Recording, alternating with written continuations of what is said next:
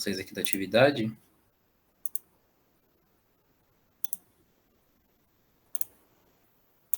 Estão vendo? Ok. Então, ela já está disponível lá no Moodle, tá? Então, como eu falei para vocês, eu vou ler com vocês as questões que tem na atividade, tá? E como que ela deve ser feita, e eu recomendo que vocês façam isso durante o período agora que vocês têm da aula, para não ocupar outro tempo, outro dia da semana, tá bem?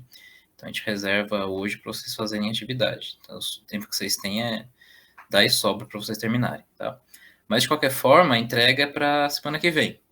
Então, vocês mandem para mim por e-mail, dia 27/10. Não esqueçam de colocar o número do grupo e os componentes que fizeram a atividade, tá? Assim como comentei com vocês na atividade teórica, para eu saber se todos participaram. Tá? Se alguém resolveu não participar, enfim, não colaborou de alguma forma, daí, e quiserem tirar o nome, daí vocês fiquem à vontade, tá bom?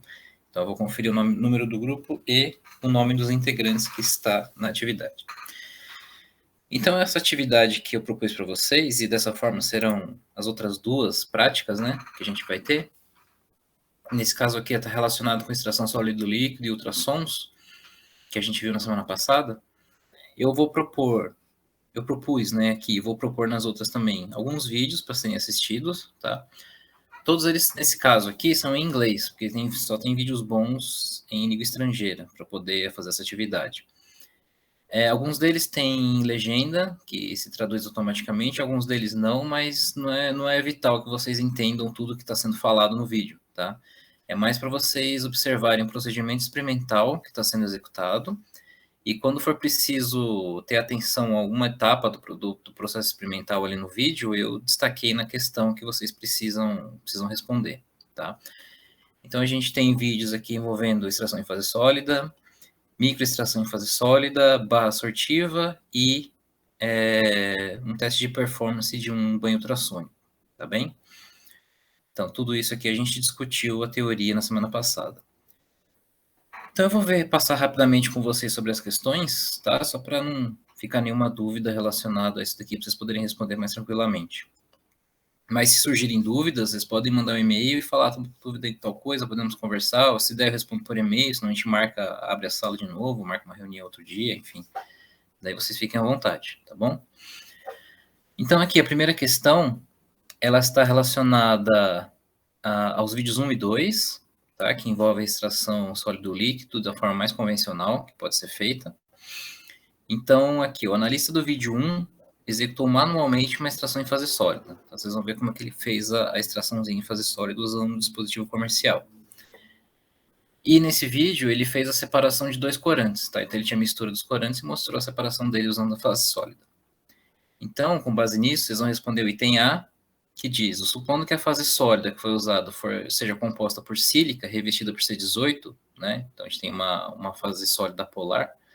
Os corantes da solução azul e amarela, que estão lá no vídeo que vocês vão ver, são hidrofóbicos ou hidrofílicos, né? Então, aqui é para você tentar investigar qual que é o grau de hidrofobicidade de cada um deles, né? Quem é mais hidrofóbico que quem aqui, né?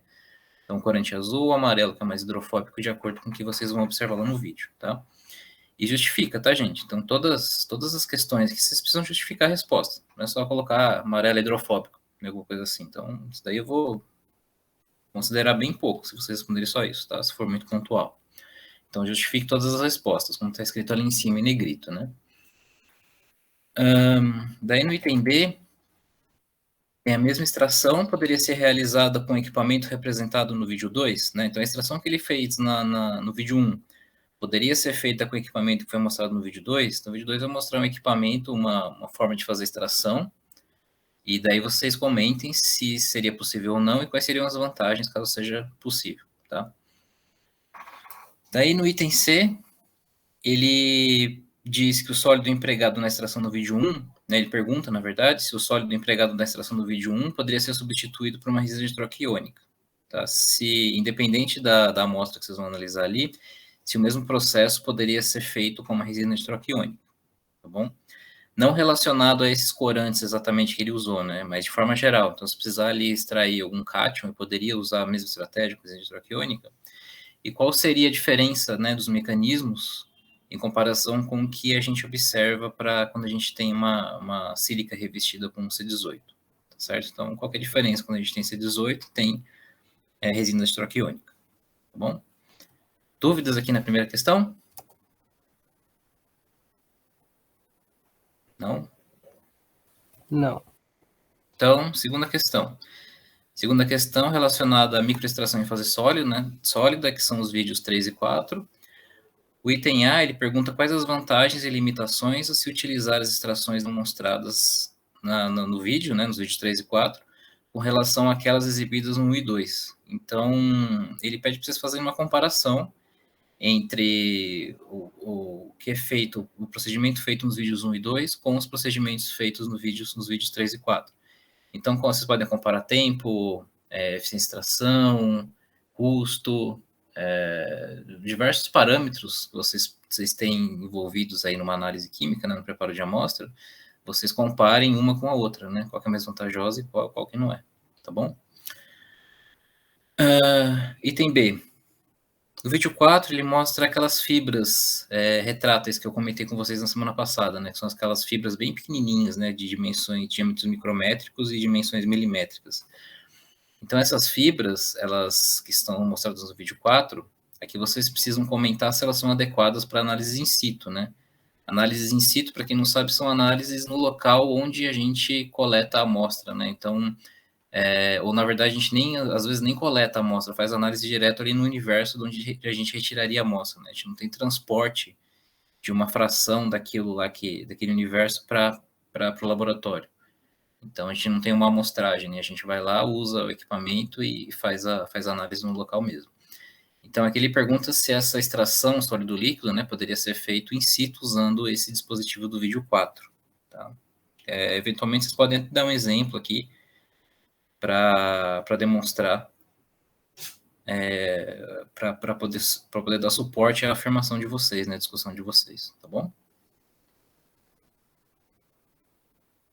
Questão 3 está relacionado ao vídeo 5, que é esse procedimento com barra sortiva, que a gente também discutiu na aula, tá? Então, ele diz o seguinte: a extração com barra sortiva, apresentada no vídeo 5, foi realizada em uma amostra aquosa. Depois que ele fez a extração, a barra foi removida, lavada com água e inserida em um cromatógrafo a gás. Então, ele pede para responder os dois itens. No A, ele pergunta por que a lavagem foi necessária e se essa etapa não poderia remover o analito da barra, né? Então, ele fez a extração ali em água e depois ele lavou com água deionizada e depois foi inserido no cromatógrafo. Então, ele faz esse questionamento para vocês. O item B questiona como que ocorreu a eluição do analito, né? Então, ele estava absorvido ali na barra e como que ocorreu essa eluição? Direto lá no equipamento. E se ao invés de introduzir direto no equipamento, a gente poderia usar um solvente para poder extrair o analito que está na barra, tá? Daí aqui vocês podem relacionar, inclusive, com o procedimento, né, que seria feito para extrair a espécie ali da barra que vocês utilizaram. E aí o item 4 está relacionado com o vídeo 6, que é uma demonstração do desempenho de um banho ultrassônico. Tá? Ele usa uma folha de papel alumínio para poder mostrar quais os pontos do banho a gente tem uma maior potência da incidência das ondas mecânicas. Então, o item A, ele pergunta por que houve perfuração do papel alumínio quando ele foi introduzido ali no ultrassom. Tá? Então, expliquem isso com base nos mecanismos que a gente discutiu na semana passada sobre os ultrassons, tá bem? E daí o item B, ele fala que para uma extração sólido-líquido, assistida por ultrassons com máxima eficiência, as amostras deveriam ser posicionadas em quais regiões, né? Então, imagina que eu quero fazer uma extração de uma espécie que está numa amostra sólida, né? Eu vou formar uma suspensão e colocar ela no banho ultrassônico. Se eu quero máxima eficiência, eu deveria posicionar em qual lugar ali dentro do banho, né? No lugar onde a gente observou maior perfuração do papel alumínio ou onde observou menor perfuração, né? Onde ele permaneceu intacto. Então, só para a gente, para ver se vocês relacionam aí o nome à pessoa, né? Para que fazer esse teste de desempenho, né? E como usar isso para poder otimizar ou maximizar, né, a extração que vocês vão fazer com uma amostra eventualmente. Tudo bem, gente? Dúvidas? Então, importante. olhem as questões, né, e respondam por que vocês estão escolhendo aquela alternativa, tá? Não sejam pontuais, porque isso daí pode ser chute, né? Então, daí sempre justifiquem o que vocês escolheram como resposta. E daí, como eu já falei para vocês, a entrega na semana que vem, né, dia 27, podem entregar até dia 27 à noite, mandem por e-mail para mim.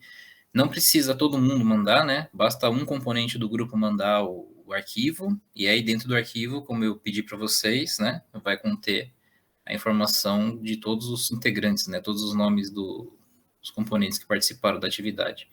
Então, não é necessário que todo mundo envie, né? Então, só um componente do grupo envia, e aí eu corrijo e depois eu divulgo para vocês os conceitos. Tudo bem, gente? Dúvidas cruéis? Vocês querem uma atividade mais difícil, que ficou muito fácil, né? A gente dá um jeito. Não, então tá bom. Então, beleza. Então tá bom, gente. Daí, usem esse tempo agora para vocês poderem fazer, tá? Eu vou fechar a sala, mas aí se vocês mandem um e-mail, eu estou olhando o e-mail o tempo todo. Se vocês sentirem a necessidade de a gente abrir a sala de novo, a gente abre hoje ou abre outro dia, tá? Tem um horário extra classe lá, como eu comentei com vocês, mas eu nem lembro qual foi o horário que eu escolhi, né? Mas vocês devem ter acesso a isso. Mas esse é o de menos, tá? A gente se mandem um e-mail para mim, a gente combina um horário que seja adequado para todo mundo, né? Às vezes nem vocês conseguem parar um pouco para discutir no horário que tá lá, né? Então isso é o de menos, ou espera até um outro dia de aula e discute no final da aula, isso daí a gente combina. Tudo bem, pessoal? Então, se vocês não têm dúvidas, estão dispensados. E se precisarem, mandem e-mail que eu já. E se precisar abrir a sala, né? De novo. Daí eu abro de novo, senão eu respondo por e-mail mesmo. Então, bom trabalho para vocês, tá? De nada, boa noite. Boa noite.